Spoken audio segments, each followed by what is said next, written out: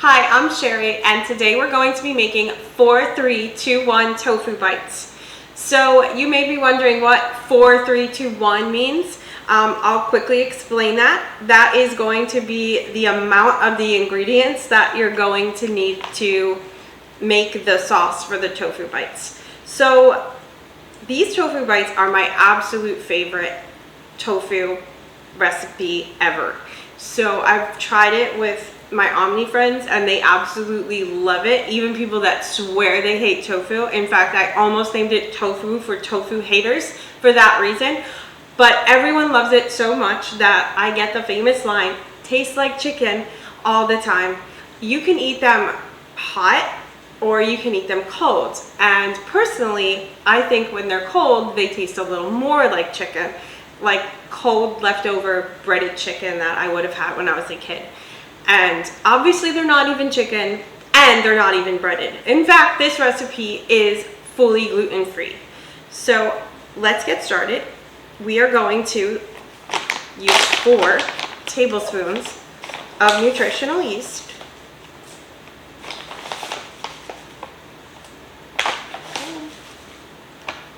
And then we're going to use 3 tablespoons of tamari.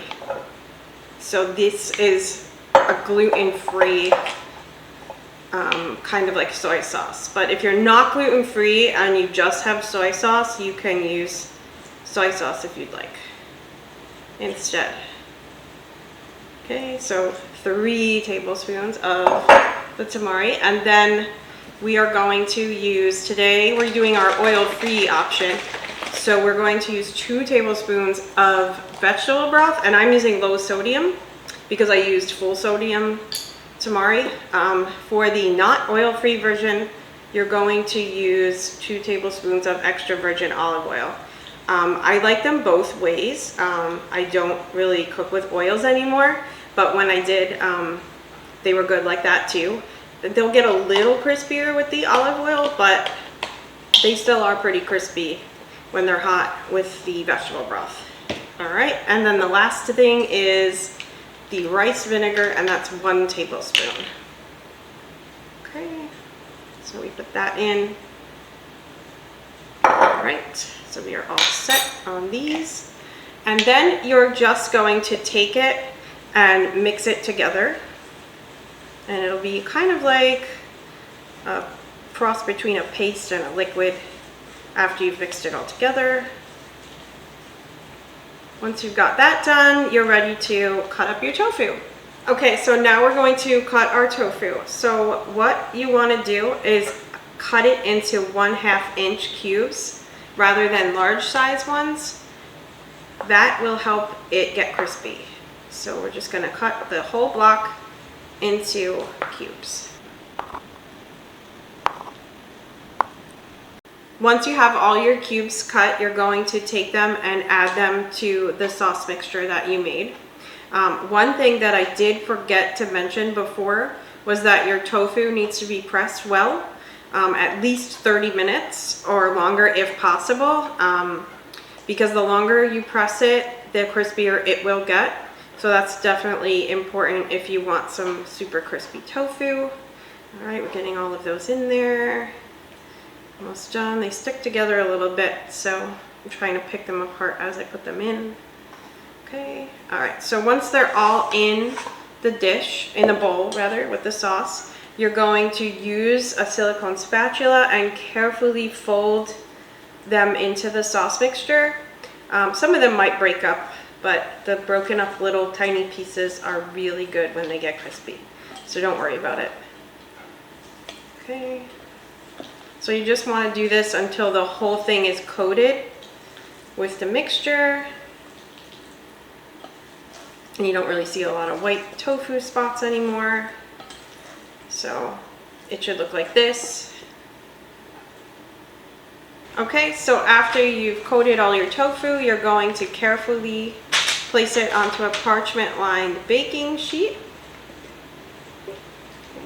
If there's any stuff left in there, you can kind of scrape it out and pat it on.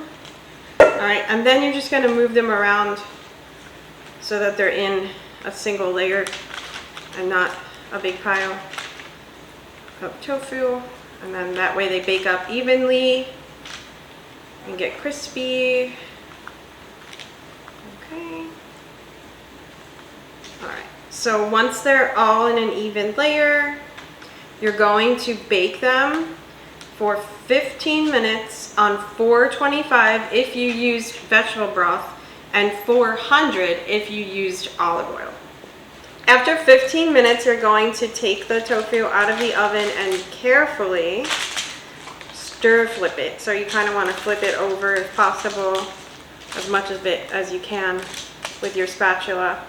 Now when you are using the vegetable broth instead of the oil, it's a little harder to flip over as it sticks a little bit, but it still works. So you might have to maneuver it a little bit to get it all over. And then once you have all your pieces pretty much flipped over, still make sure they're in a single layer. That's important. And some of them might break up, especially if you're using the vegetable broth, but that's okay because they still taste super yummy. All right, and then you're gonna put this back in for another 15 minutes. Okay, so after the second 15 minutes, you are going to move them around, stir them around. You don't have to flip them again. Just kind of stir them, but some of them might flip over. Okay. All right, and then this is the last thing you have to do and the last trick to make them crispy. You're going to put them back in the oven for 10 minutes with the heat off. After the 10 minutes are up, you're going to take out the tofu and let it cool for a few minutes, and then you can eat it right away, or you can refrigerate it. We like to make it at least once a week, and sometimes I do a double batch so that we can take it to lunch during the week. You can use it in salads, you can put it in a wrap. If you want to eat it hot, you can serve it with your favorite dipping sauce. There's just so many great ways to enjoy this tofu, and so now I'm going to try some myself. Like perfectly crispy, so good. I'm sure you're going to love it. See you next time. No.